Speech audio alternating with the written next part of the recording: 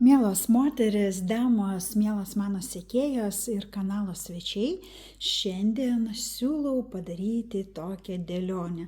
Kasgi laukia, kokios sritys bus aktualios 2026 metų pirmame ketvirtyje.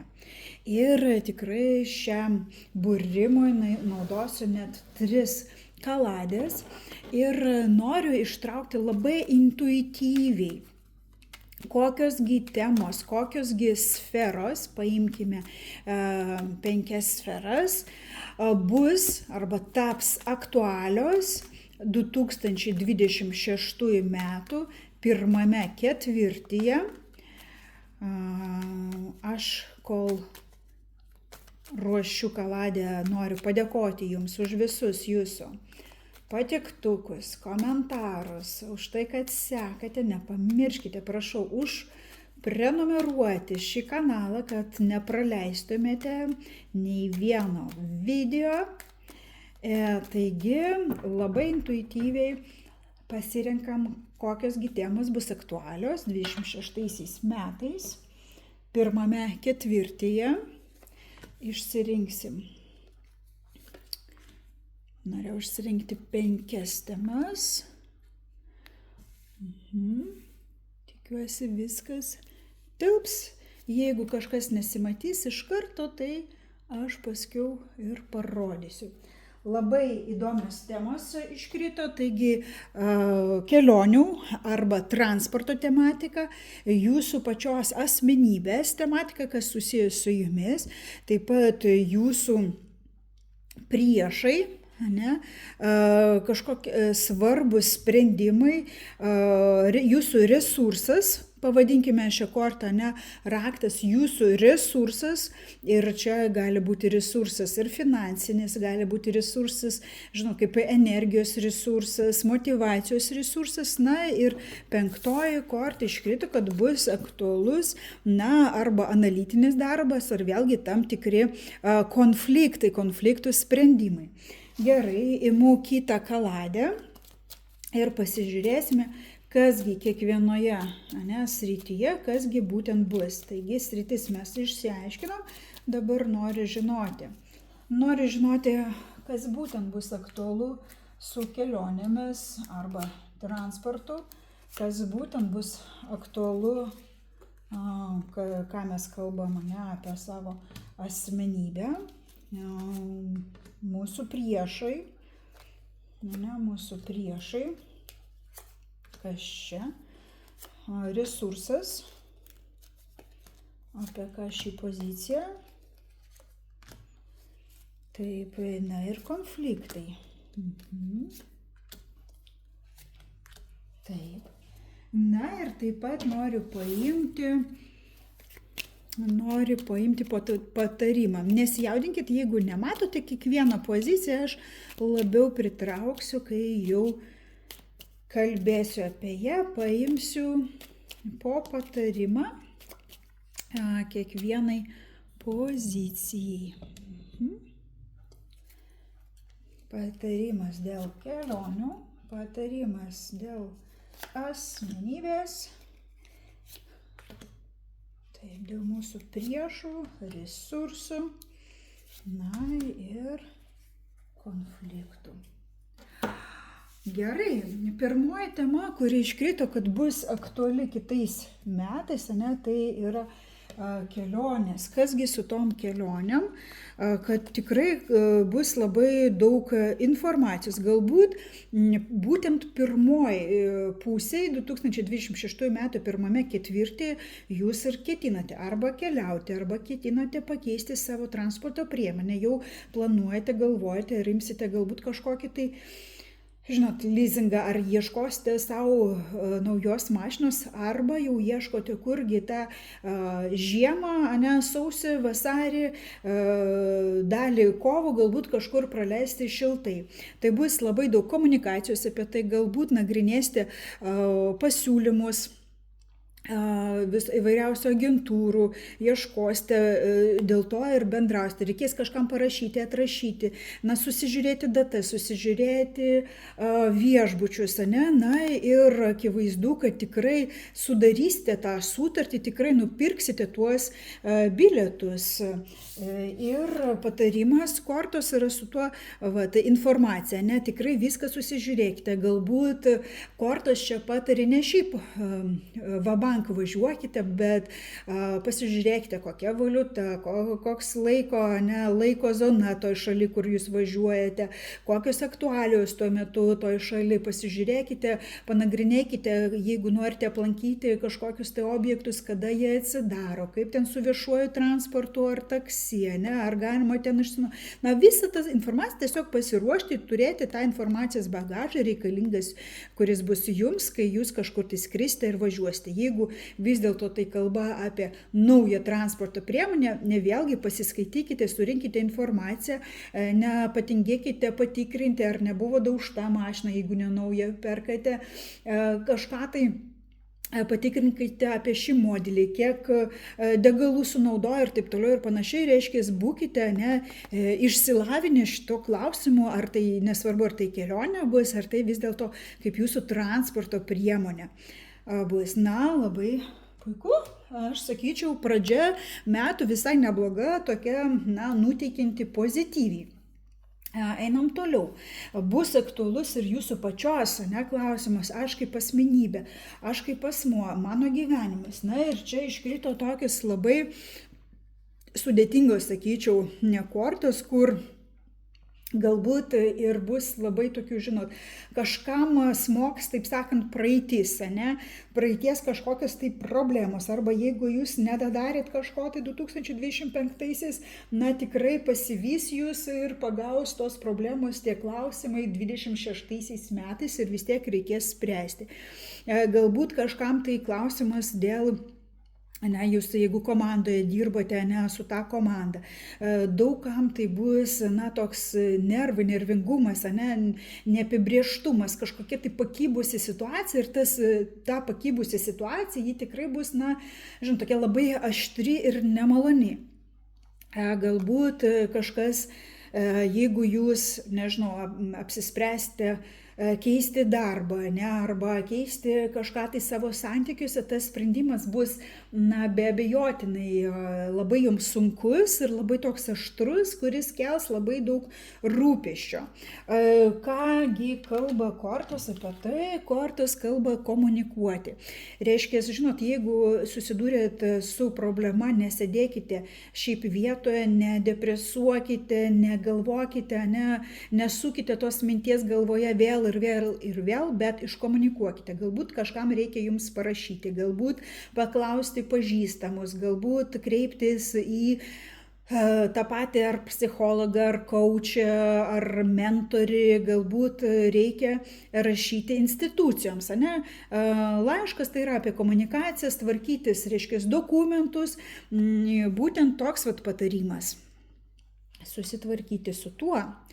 Taip, iškrito mūsų priešai, bus aktualūs. Ir žinot, kaip priešai, taip, aš įvardėjau šią poziciją kaip priešai, gyvatė, kažką tai apgaulinga. Vėlgi, galimai šitą poziciją mes galime skaityti kaip ir nebūtinai apgaulę. Žinote, gyvatė turi labai skirtingus, sakykime, tuos savo pavydalus ir interpretacijas. Kažkam gyvatė tai bus kolega, kažkam gyvatė tai bus, ypač čia pagal kortą aš sprendžiu, galbūt nauja kažkokia tai vadovė, moteris išmintinga, bet tuo pačiu ir gudri. Taip pat gyvatė gali reikšti ir transformacijos, tos pokyčiai, nes gyvatė dažnai. Ir kažkas tai, man labai akivaizdžiai kortos kalba apie tai, kad kažkam tai ateis naujas vadovas darbe. Ane, naujas vadovas, naujas žmogus, įtakingas žmogus, galbūt tai bus ne vadovas, bet jūsų kolega, bet tas kolega bus, žinot, toks lyderis, kuris turi, taip sakant, ne paskutinį žodį šitoje organizacijoje, kuris bus pasiruošęs mentoriauti jums, pasiruošęs bus padėti jums. Tai vat pokyčiai būtent tame ir aišku, žiūrėti reikia tada darbinę tą aplinką, tas kolegas, kurie supa jūs, galbūt tie būtent priešai, kaip mes įvardėjom, tai kažkoks tai naujas ateis vadovas darbe, kuris nebūtinai bus palankiai nusiteikęs jūsų atžvilgių. Ir kortos kalba apie tai, kad ieškokite alternatyvas, paieškokite alternatyvas, nekentėkite, tikrai galbūt yra ir kitų būdų. Čia vėlgi alternatyvos, ar tai kitą darbą ieškoti, arba alternatyvas kaip kitaip sąveikauti su tuom žmogumim. Nebūtinai išeiti iš to darbo, bet galbūt paieškoti alternatyvų. Toliau mes žiūrime resursą, mūsų resursai. Kitų metų resursų tematika bus labai aktuali ir atrodo, kad tikrai tie resursai reikalaus iš jūsų ir protinio tokio darbo, analitinio darbo, bendravimo, išsiaiškinimo, informacijos ieškojimo, kur aš galiu dar gauti, kaip aš galiu dar pripildyti savo resursus, jeigu mes kalbam arba finansiškai, arba energetiškai. Ir galimai kažkas iš jūsų kreipsis, pavyzdžiui, į ezoterikės, ar tai būrėjas, ar tai astrologės, numerologės patarimo. Kažkam šitie tos paieškos, tos informacijos gavimas reiškia supratimą, kad man reikia keistis, kad man reikia kažką tai daryti su savim, su savo gyvenimu, ir tai reiškia pokyčiai. Tam, kad mes gautume resursus, tam, kad jie ateitų, mes turime pasikeisti, bet tam vėlgi mums reikia pilnos informacijos. Mums reikia išsiaiškinti iki galo viską apie tą sritį. Ir patarimas yra arba pasitikėkite savo antrąją pusę, jeigu tokią turite, savo vyru, arba galimai tas resursas, tas patarimas, raktas kaip patarimas, vėlgi jis gali ateiti iš vyriškos lyties asmens. Tai galėtų būti ir jūsų tėtis, ir jūsų brolis, ir jūsų tam tikras vadovas, draugas, kuris tikrai turės gerų idėjų. Įsiklausykite į tas idėjas.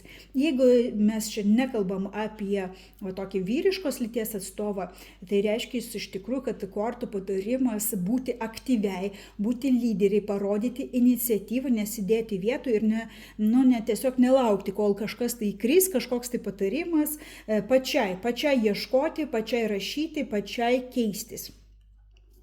Ir kitas sritis, kuri bus aktuali 2026 metais, pirmame ketvirtyje, vėlgi tai yra tam tikrai konfliktai, arba, žinot, šita korta irgi ir konfliktai, ir išsiaiškinimas, tam tikros informacijos, tiesos išsiaiškinimas, išvalymas, apvalymas. Tai gali būti savo, žinot, kaip gyvenimo išvalymas, nauji metai, nauja aš, naujas mano gyvenimas, naujas mano gyvenimo būdas, naujas mano režimas, naujas kūnas, ir kur jūs akivaizdžiai nusprendžiate užbaigti kažką, tai uždaryti tai, kas jums neveikia, kažkoks laikotarpis, kuris neatneša resursų, ir pradėti viską nuo pradžių. Pradėti taip, kaip jums norisi, taip, kaip jūs svajojate. Ir būtent padaryti pokytį. Čia, manau, irgi vėlgi labai atrodo, kad pokytis galimai bus, jūs padarysite tokią sprendimą, kuris susijęs su jūsų būtent išvaizda, arba su tuo, kur jūs gyvenate ir kaip jūs gyvenate. Kažkam tai bus sprendimas, viskas. Pradedu rūpinti savimi, kiek aš galiu atidėlioti. Kažkam tai bus sprendimas kreiptis į kosmetologės, galbūt kitus specialistus, ieškoti patarimo, kaip gyventi tą sveiką gyvenimo būdą, kaip, sakykime, kažkam tai bus sprendimas išvalyti, iškopti savo namus, pakeisti visiškai interjerą, nes aš noriu gyventi kitoje aplinkoje, tarp kitų spalvų. Tai gali būti taip. Ir čia, aišku, knyga kalba apie galbūt dar šiuo metu arba tuo metu, ne mūsų numatytų laikų, pirmas ketvirtis, tas sprendimas bus padarytas, bet gal pritrūks, nebūtinai, kad tai įvyks būtent per pirmąjį ketvirtį, galbūt dar rinksite informaciją, galbūt tam tikros informacijos dar neturėsite, kažkas bus paslėpta nuo jūsų, o galbūt kaip tik jūs pradėsite domėtis arba mokytis, kažkas galbūt eis mokytis apie dizainą, mokytis apie grožį, tikrai irgi galimas variantas, bet akivaizdžiai, kad kortos pataria eiti link to pokyčio, keistis, galbūt žvalgytis idėjų, inspiracijų užsienio rinkose arba pavyzdžiuose ir taip pat, nepamiršti savo lizdo, savo šeimos, dėl ko jūs tai darote ir dėl savęs, ir kad būtumėte geresnė savo artimoje aplinkoje. Tai tikrai pokyčiams kortos sako taip. Tokia buvo dėlionė, nuostabios tendencijos, sferos, kurios bus aktualios 2026 metų pirmame būtent ketvirtyje. Aš linkiu, kad viskas, kas buvo pasakyta gero, pozityvaus, tikrai jums išsipildytų.